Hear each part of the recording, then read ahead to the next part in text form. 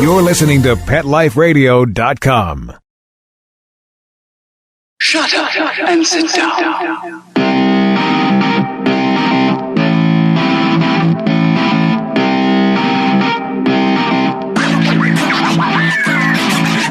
Vegas Rock Dog Radio. Pets, people, pop culture. Let's bring on the host, Sam, the queen of rock and roll dogs.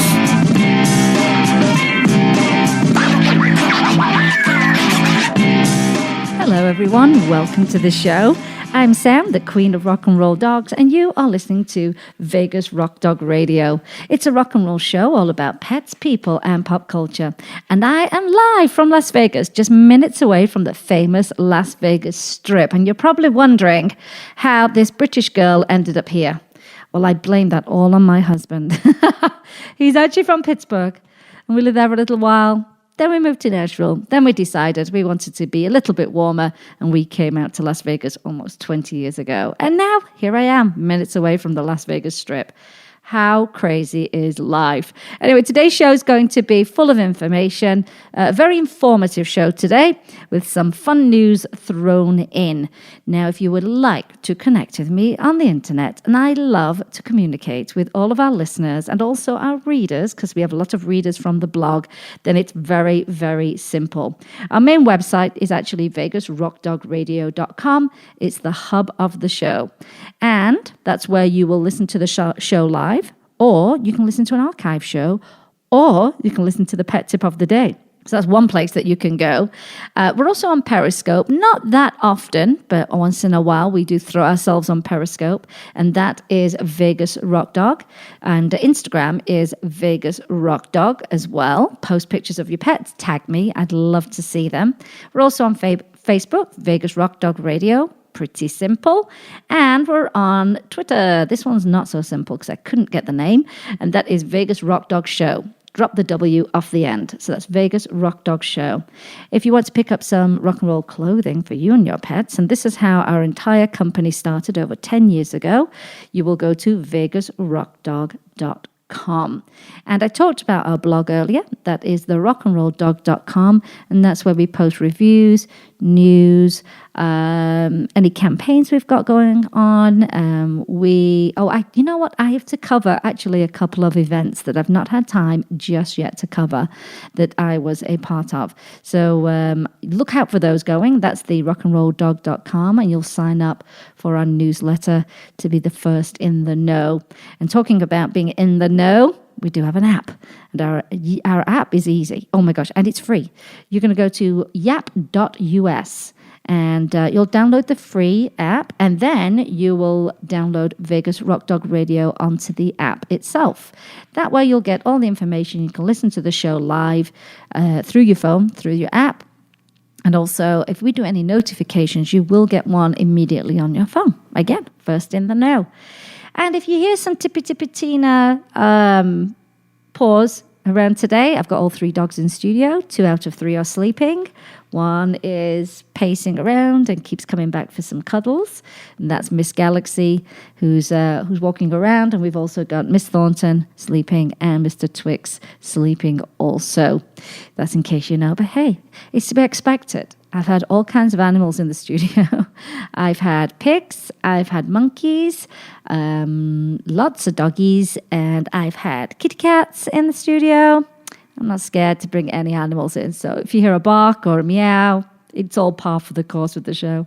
We're also on iTunes, and many people have that. You can find the show on iTunes, and you can also find our pet tip of the day. That's the 30-second nugget of information that can either help you save money, give you some practical tips with pet care, you name it, we cover it. And since we are talking of pet tips, here's my pet tip of the week. And this pertains to CPR and first aid for your pet. I am guessing it's probably a small percentage of pet parents who know how to perform CPR and first aid on their pet. And if you are trained, you can certainly save a life and prevent accidents. Getting certified is easy, though. That's the great news about this. And here are some places where you can enroll in a class. Your veterinarian's office most likely will offer classes. Your local Red Cross most definitely will, and your local community center. They can vary in price. They can go from free to about $65. But I do recommend actually going to a class because there's nothing more valuable than a hands-on class. A one-on-one, you can ask lots of questions, get the information that you need, and just know that you're performing the techniques properly. And if there isn't one available for you to actually attend, then you can actually get certified online. So that's my pet tip of the day. Take a weekend to try and find a class, and they usually last a couple of hours, and you'll be good to go. And hopefully you will never have to use it. That's the good part of it. If you have ever had to use it and you found that it was helpful, it saved a life to prevent an accident, let me know. I'd love to be able to share that information. So, news. There's always so much great news out there. There's also some really terrible news at times, but I did find some really positive, uplifting news this week online, and I think you're going to like it also. If you're like me, I'm kind of to the nth degree when it comes to being a pet parent, but you're going to like this, I think, a lot. Animal-loving companies now offering paid paw-ternity leave for new pet owners. Isn't that great? Mars Pet Care of the United Kingdom, my motherland where I'm from, is one of the first companies in history to offer paid leave to employees who just brought a new animal into their family. Those first few days in a foreign environment can be stressful for a dog or cat, and Mars's HR director, Kate Menzies, knows just how important that settling in process is. She says she wants to enable and ease responsible pet ownership for their employees. Dogs and cats are at the heart of their business, and their policy is designed to embrace a culture that is passionate about pets. That goes hand in hand. I would certainly expect a pet-related company to be, one, pet-friendly in the work environment. But yes, if they can then add on the paw-ternity, and it's not because anyone is equating pets to babies, although I call my dogs babies all the time. I don't have children, so that to me, they are my babies. But there's a much deeper meaning and importance in offering that. She says, first of all, she said, adds that having pets in the workplace offers unmatched benefits as well. They relieve stress, improve productivity, and break down barriers amongst employees and create a much more relaxed environment. I agree on all of those points. And compassionate companies are offering paid bereavement leave as well, which I fully agree with. It's a devastating time in your life when that happens. And to have someone and a company in particular that understands how important they were to you means the world to that person. We've all heard people say, "Oh, it was just a dog, it was just a cat," and that's not what they are, and it's not what you want to hear. So, if a company is in alignment with that, I think that's incredible, because we are becoming more and more compassionate about animals. We just are, and I love that. I really love it. She also explains that the company is more flexible this way and makes incorporating a new animal into the family much easier. Not to mention the social benefits that the dog is. The social benefits for the dog is one of a kind. It's a unique situation and a wonderful opportunity. Owner of the IT company Bitsol Solutions in Manchester, England, not far from where I grew up, Greg Buchanan, he said he offers 3 weeks leave for his employees. He says, "I don't have kids myself, but I do have dogs and I understand how much they mean to people. I find being flexible with my staff when it comes to their animals makes them loyal and hardworking. Pets are like babies nowadays, so why shouldn't staff have some time off when they arrive?" And this information has been gathered by a pet insurance company called Petplan. And they learned that 1 in 20 UK employees receives these paw-ternity benefits in the workspace. The companies that take part offer anywhere from a few hours to weeks of paid leave, depending on the pet's needs and the company offering leave. And that was according to USA Today. This is what I'm talking about, the deeper meaning of paw-ternity leave. If you've rescued an animal, you know that they are in a brand new environment, which is your home. You know they're safe. They just know they're in a brand new environment. They may have come from an abused home into a shelter, which is scary because other animals are scared in there, so they pick up on that. And there's not a ton of interaction with them in a shelter. Then they're transported to your home, and that time is so crucial with that animal. You may have one that has issues or no issues, but it is important that they become comfortable and they start to become socialized in your home, that they're not afraid of the vacuum cleaner and they're not afraid of, I don't know, for example, turning on the TV and those kind of things, because they can be very, very new for a pet, in particular a rescue pet. So I do think this has a much deeper meaning. And there is nothing worse than having to go to work when you have a new furry family member at home. It's terribly difficult. And you worry. And you worry you've left them for an extended period of time. You worry that they're scared. You're worried if you can't get someone to pop in the middle of the day to help you out. So this just really relieves all of that for you and the new pet. And it is no surprise or mystery that the way pet ownership is changing in the countries that love to love their animals. Pet Plan's Isabel von Mesterhazy knows all too well the positive effects these changes have, especially in the way we handle our furry family members' transitions into a new life. And the rise in new pet owners taking paternity leave indicates that people recognize the importance of settling in new pets with the right support and care. The early days of a kitten or puppy's life are a vital part of pets' early development, especially for them to become a proper part of the family. And Buchanan says we are quite sympathetic to pets in the UK. We're a pet-loving country. He too took time off to help a new rescue puppy acclimate to his home, he explained to Today USA, and that leave is offered on a case-by-case basis, taking into account the animal's own needs. I think that's very considerate. Thus far, he said, no one has requested time off for a new goldfish, he says, but only time will tell. That's a very Englishman there. That's a very humorous point by an Englishman. As it is, they could take the goldfish with them anyway, can't they? Then take it back home. Are there carriers for goldfish, aside from a plastic bag? I mean, it's got to be way more advanced now, hasn't it? How to transport a fish. Oh my gosh, I think this is great. I think it's fun. I certainly would enjoy working for a company like that. I'm very fortunate that I do work for myself and my dogs are with me 99% of the time. But I really, really think that's wonderful. I hope this is a trend that continues on.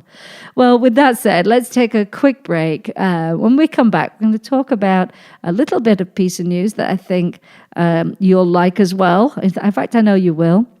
And hopefully something that we can see other cities and towns and countries adopting. And we're also going to talk about Dog Bite Prevention Week and what that means and how you can get involved. Right, we're going to take a quick break. You're listening to Vegas Rock Dog Radio with me, Sam, your host, the queen of rock and roll dogs. Vegas Rock Dog Radio.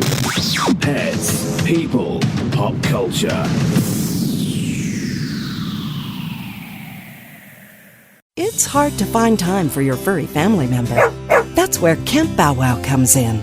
All-day play and overnight camp, daycare and boarding for dogs. Everything is included. Large play areas for fun and exercise. Spacious cabins, comfy cots, even live camper cams to watch from a computer or smartphone.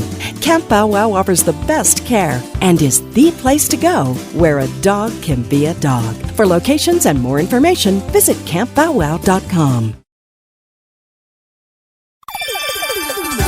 Let's Talk Pets on PetLifeRadio.com. Vegas Rock Dog Radio. Pets, people, pop culture. And we're back, everyone. Thank you for listening to Vegas Rock Dog Radio with me, Sam. I'm your host, also known as the Queen of Rock and Roll Dogs. If you're just tuning in right now to the show and you missed the beginning, we talked about paternity leave. A British company, Mars Pet Care, which I think makes sense anyway. They offer paternity leave for anyone that's brought a new furry family member into their home. And in particular, they take it by case basis. And that can mean, you've got a rescue pet who needs a lot of attention, and you'll be able to have the time to support them and care for them in the right way at the beginning of their brand new life in your home. Love that. Just love that. Here's another piece of news I think you're going to really enjoy. Italian town switches to silent fireworks to protect animals.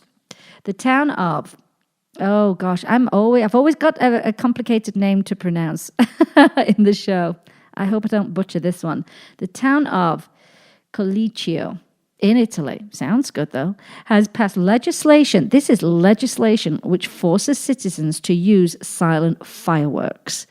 So I'm assuming, like the sparklers, are they called the Roman candles? That they don't bang, they don't explode. And they say humans may enjoy the celebrations like July the 4th. I'm not a fan of fireworks anyway, and I certainly am not for my pets. They're terrified of them. And I think it was last year, I swear the explosions went off for about 12 hours straight. It was non-stop. I felt like I was in some war-torn country. It was that bad. It really was that bad. Now, I know that in where I live, the law is you are not to have things that fireworks that fly up in the air and explode. It's what everybody does. And of course, people use illegal fireworks here. And it's unbelievable when those explosions go off. Not a fan. I like the celebration, but don't like the fireworks. And certainly my pets do not. And they said, but for animals, including our domesticated pets, because people forget about the wildlife. They forget about the wildlife. And we've got coyotes, rabbits near us, there's little chipmunks. We have the bighorn sheep. We have the wild mustangs. So we've got to also consider, I think we have to consider the wildlife as well. And they can all become traumatized by the loud explosions. In fact, some of the symptoms caused by acoustic stress include heart problems, nausea, tremors, debilitating fears, and lightheadedness. No one needs that for the pets. It's terrible. And because most animals are far more sensitive to noise than humans, the entire town in Italy is taking action to protect animals from that stress caused by those fireworks displays. And I also think with this consideration and this legislation, when it comes to banning loud fireworks, it will no doubt reduce the number of lost pets. Last year alone, I personally, on Facebook, shared 200 lost pets. That was me personally. I told friends, get ready. Facebook is and Twitter, that's all it's going to be. The lead up to July the 4th, telling people to padlock their gates. So it's simple. It costs a couple of dollars. Padlock the gates. Lock your doggy doors so that no one can go out during this really scary time. Don't take them to a fireworks display. Ugh. Someone did that last year and actually said, oh, my dog sauntered off during the fireworks display. First of all, your pets don't need to be at a firework display. Secondly, your dog did not saunter off. There's no way your dog sauntered off in the middle of a horrible, loud fireworks display. I shared 200. Can you imagine the sheer number of lost pets? If that's what I shared personally, it was ridiculous, absolutely ridiculous and irresponsible and so preventable. That's something we're going to talk about as we get closer to July the 4th, because there's a big campaign that comes up about that also. But I love the idea of the silent fireworks. I think it's wonderful. And, we won't be trying to find lost pets. And reuniting it takes a lot of work. There are many people running Facebook pages for free out of the kindness of their hearts trying to reunite these lost pets. So as we get closer, we're going to cover that as well. But I love that piece of legislation. Can't complain about that, can you really?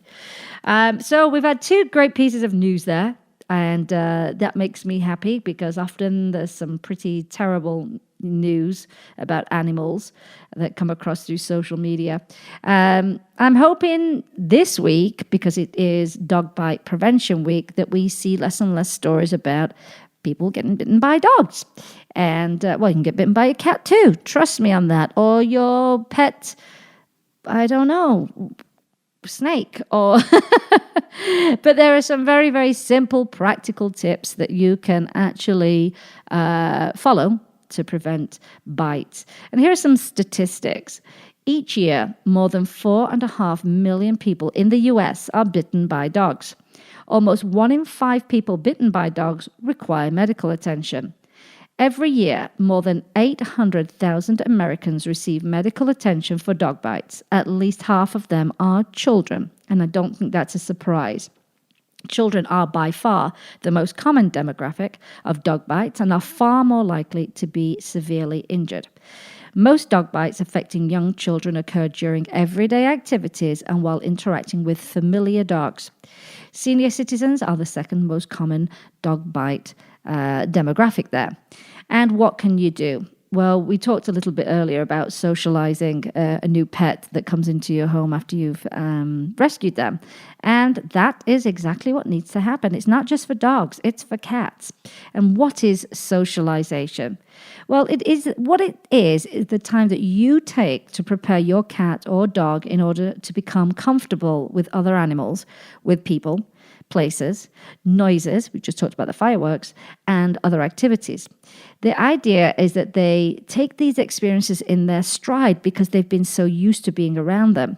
And socialization should begin between 3 and 14 weeks of age for puppies and 3 and 9 weeks age for kittens. I think people forget that kittens need to be socialized. And here's some advice for some new puppy and kitten owners.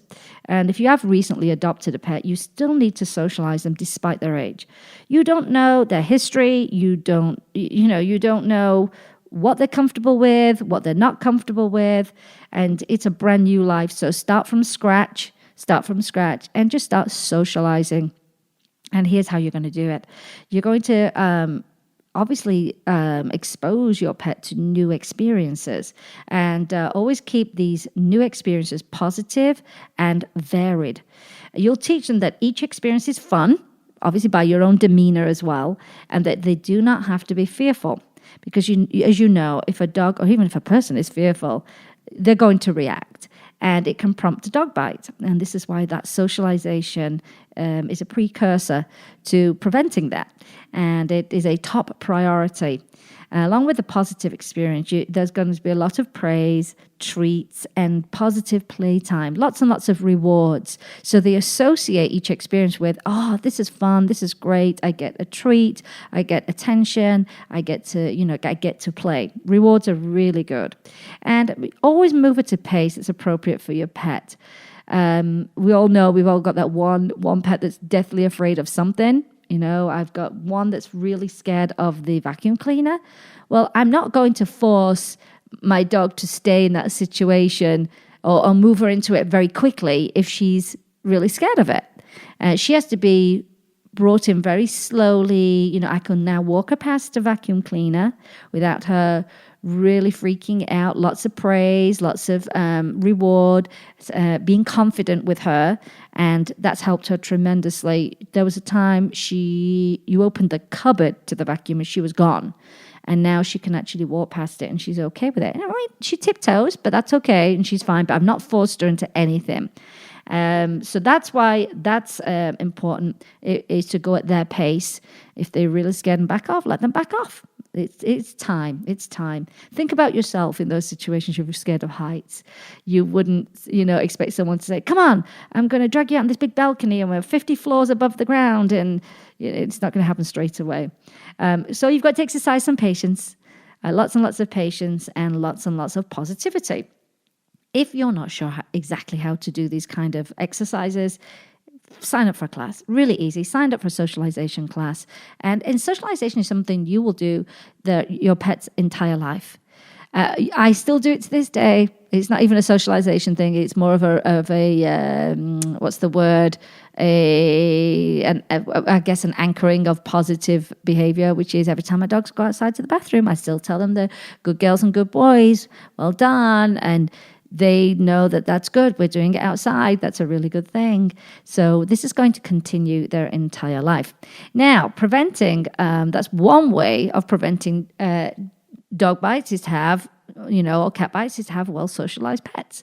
But the onus is not solely on the animals. It also is a big responsibility for the parents. I mean, parents of children. And again, this is going to start at an early age as well. If you get animals when they're little, then you've got to start straight away with how they understand how the pet fits into the family.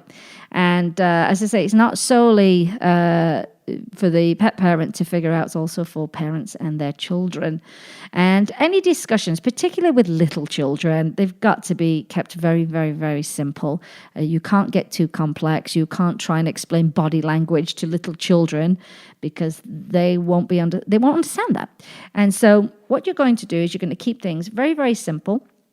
And tell them that their animal is a very important part of the family, and to always be gentle. Gentle is a very, very good word that kids understand. And of course, you're going to have to repeat that 1,000,000 times because that's just what you do anyway with kids. And that's what you do with dogs when you're training them too. There's a lot of repetition. Always supervise your children around pets and use each interaction as an opportunity to teach, whether it's saying, be gentle, be calm, don't scream in the dog's face. There's always an opportunity. So these are the things that you're going to have to teach them. And that is, climbing, jumping, laying on a dog, trying to ride on your dog's back or your pet, that your pet does not like this.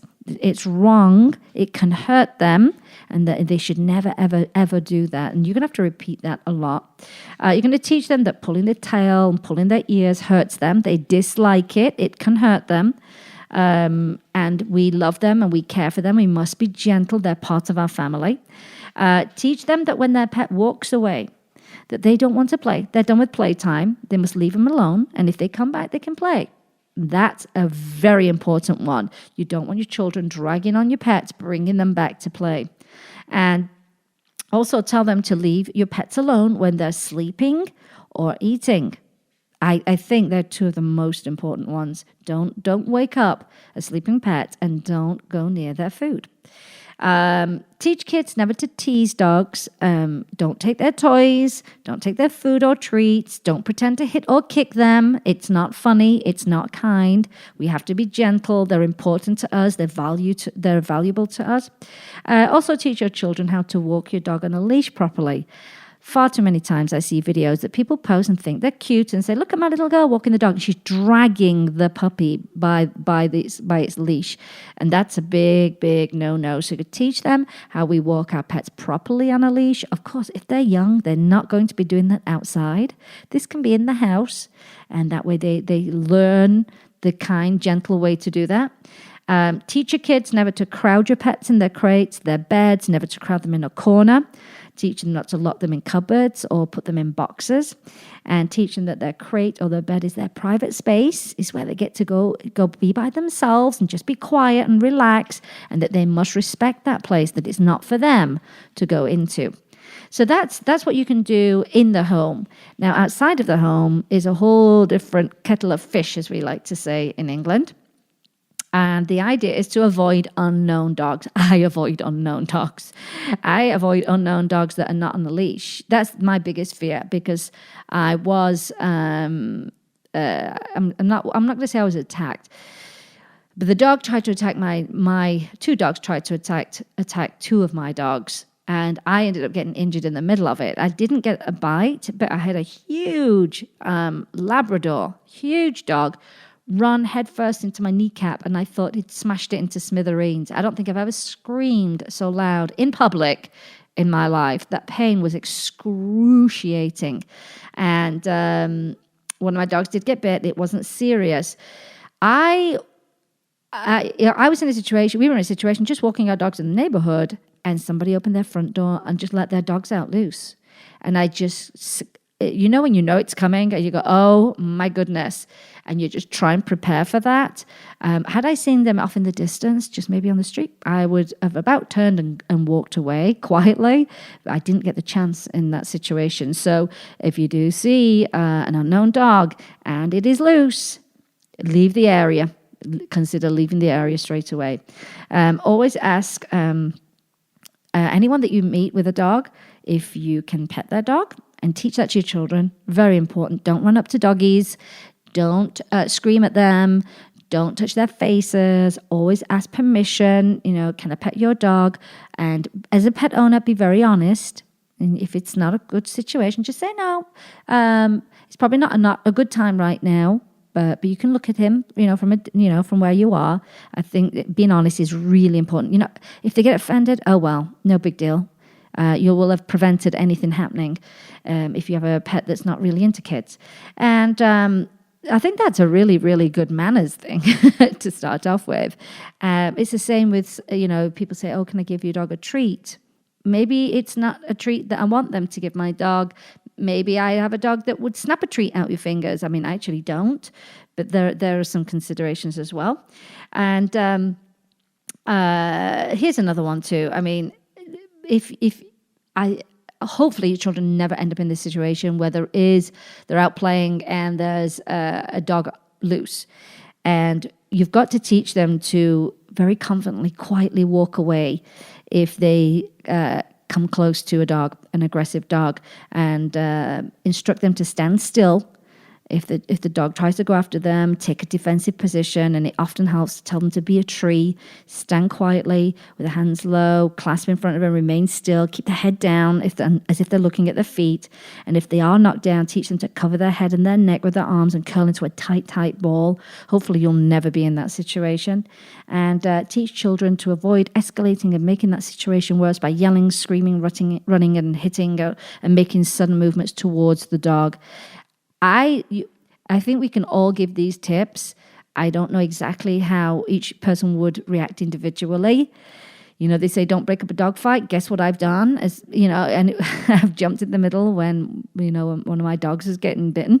So that was my reaction. You can't always tell, but if you can remember these tips and follow them, it will prevent a lot of dog bites, in particular in the home. And people are always surprised by that, but I'm not particularly surprised by that. Little children, they don't know. You've got to teach them. They don't know that their dog's not a donkey and they can't ride on it. They just think it's fun and it's a toy. So starting them off nice and young if you can, and teaching them that they're so important to us, that we have to be so gentle with them because we love them so much, will get the message across. So this happens every week, Dog Bite Prevention Week. It's a great way to raise awareness, get some tips out there. Not everybody knows. Not everybody has common sense. Not everybody's aware that a lot of these bites happen in the home with a family pet. But if you jump on my back and pull my ears and my tail, I might have something to say about it also. So there you go. So as I said, this week's show has got tons and tons of information. We're going to take one more quick break, listen to some words from our great sponsors, and when we come back, we're going to wrap up with some fun stuff. You're listening to Vegas Rock Dog Radio with me, Sam, your host. I am the queen of rock and roll dogs. Vegas Rock Dog Radio. Pets, people, pop culture. Well, she's sitting curled up on my lap as we speak. Beautiful Bella's my long-haired Dachshund. She was thrown out of a pickup truck going 30 miles an hour, and she disappeared into the woods with the wild animals, boars and coyotes. About 4 weeks later, she just appeared and she was a mess. Her fur was matted. She scratched almost nonstop. My friend suggested that I order this stuff called Dinovite. DINOVITE.com. 859-428-1000. She gobbles it up. She has been itch-free ever since, and her fur is gorgeous. Anyone out there who has a rescue dog, start them on a Dinovite diet for at least a 90-day period. They bond better with the people who take good care of them. They are going to be your buddy for a very, very long time. 859-428-1000. 859-428-1000. DINOVITE.com. It's designerpetsweaters.com. Hand-knitted designer sweaters for your precious pup or cool cat. Beautiful couture patterns for your pets, including custom-knitted formal wear, casual wear, yachting, and even sports-themed. Many designer pet sweaters include feathered tammy hats, top hats, and a lot of sparkle. Each sweater includes leg loops, front paw sleeves, and leash opening. Visit designerpetsweaters.com to order your four-legged fashions today. Large or small, we fit them all. designerpetsweaters.com. Let's talk pets Let's talk pets on Pet Life Radio. Pet Life Radio. PetLifeRadio.com. Vegas Rock Dog Radio. Pets, people, pop culture. Welcome back to the show, everyone. As I said before the break, I was going to close the show out with something fun. I love to have fun. I love to poll my friends and family when it comes to some of the fun things I want to cover on the show. And one of them is the funny things that we say and do with our pets that I hoped people would confess. As ridiculous as they can be. One of the things that Jim does when we go out, and Jim is my husband, if you don't know that already, is he's more of a homebody, so he much prefers to be home. And when we're out and he's had enough, he wants to leave, he picks up the phone as if it just rang, and he talks to Galaxy. He talks as if Galaxy is calling him and he'll say, "Yes, Galaxy, we're going to be leaving in 10 minutes. Don't you worry. We're going to be home soon. So expect us home in about half an hour from now." That's Jim's way of getting us out of an event and going home, and just doing it in a funny way. I know tons of other people do that too, so fess up to that as well. Or there was that time we met a capybara, and Jim had a full-on conversation with the capybara. So I did ask friends of mine, what are some of the things that you say or do with your pets? Well, one of them is our friend Erica T. She says, "I tell my pups I'm going to tell on them, and then they start looking for my daughter, like she's really going to get onto them about something that they did." "I'm going to tell on you." And they go, "Uh-oh, is the daughter around? Uh-oh, she's going to bust us for something." So I thought that was funny. My friend Sonia S. said, "Gingerly gets distracted when she's eating." She's 15 and a half. Is that not incredible? She's 15 and a half, and she tells she has food ADD and she has to come back and focus. I could only imagine the conversations that people have with their pets. She said another one too. She said they've done this through the generations of her family. And she said, since most pets like to lick, excessively, or, try like nibble and bite their tails and whatever. She says, when I catch them, she says, we would tell them they will be sent to the Picklick prison. If you don't stop licking, you're going to the Picklick prison. Oh my gosh, that is hilarious, absolutely hilarious. So I think we'll try and gather. These would be great to put into a book, wouldn't they? I mean, they'd be absolutely hilarious. Oh, the things that we do with our pets. Oh, so funny. The nicknames. What makes me laugh is we have nicknames that are so far from their actual names. I don't even know how they even morphed into those names themselves. For example, everybody in our house is called Tina. Everybody. We've got Galaxy, Thornton, and Mr. Twix. Well, I'm called the top Tina. And then we've got Little Tina and Big Tina. Sometimes we call Mr. Twix Twixy Tina. We call Galaxy Galaxina Tina. Teeny Tunu then started to morph from the Tina bit to Teeny Tunu. I mean, it's hilarious. And then people say, "Oh, is your dog called Tina?" No, her name's Galaxy. Try to explain that to people.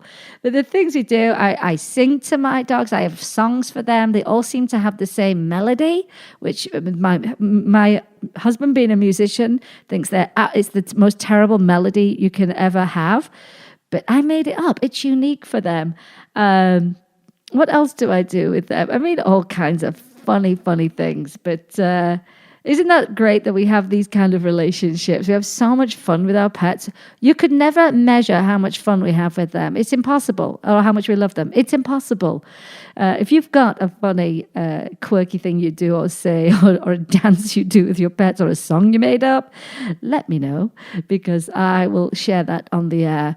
I'd love a video of you doing it. Oh my gosh, a video of you in action. I'd love that even more. And then we put that on our Facebook page. So with that said, I love to close the show with something really, really fun. If you have liked the show, and in particular, if you're listening to it on a listening app, there's an option to share the show with your family and friends. We love a share. We love a like, but we love a share even more. And I really am thankful that you listened into the show today. I hope you always get a takeaway every time you listen to the show, a little piece of information that helps you as a pet parent. And remember, you can always help an animal in need. Either rescue, adopt, donate, volunteer, or share their information. Rescue your next family member, replace the word shop with adopt, and be kind to all animals. I want to thank you for listening in today. I hope I've given you a little chuckle and that you've come away with a little piece of information that will help you be the best pet parent possible. And I want to thank Jim for being my producer. He runs the show and many other elements of it. And you've been listening to Vegas Rock Dog Radio, where it's all about pets, people, and pop culture. I am your host, Sam. I am the queen of rock and roll dogs, and I would like you always to kiss your pets good morning and good night. And I'll see you next time. Bye, everyone. Let's Talk Pets, every week on demand, only on PetLifeRadio.com.